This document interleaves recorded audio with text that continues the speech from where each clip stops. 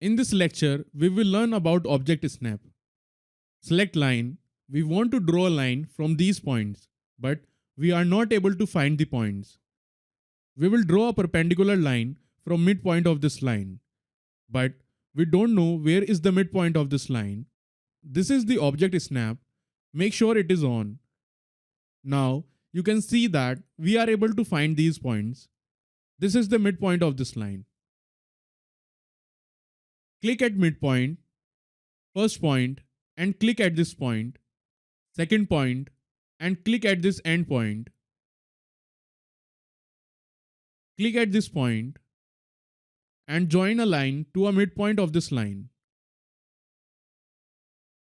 Again, select line, click at this point. Now you can see this perpendicular sign. This means line is perpendicular. Now we want to draw a tangent to circle from this point. Select line, click at this point. But you can see that the tangent sign is not appearing. For that, just right click. We can see the different relations options. We want to draw a tangent. For that, select tangent option.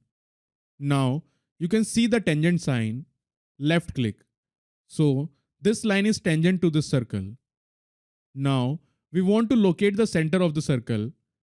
Select line. To locate the center, right click and select center option. Now we can locate the center of the circle. Click at center and draw a perpendicular line. You can see a perpendicular sign. Right click and enter.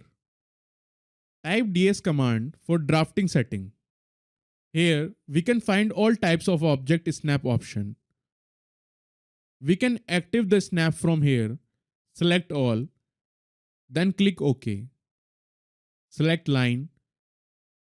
Click at this midpoint and draw a tangent from here. Now you can see this tangent snap because we have just activated all snap option from drafting setting.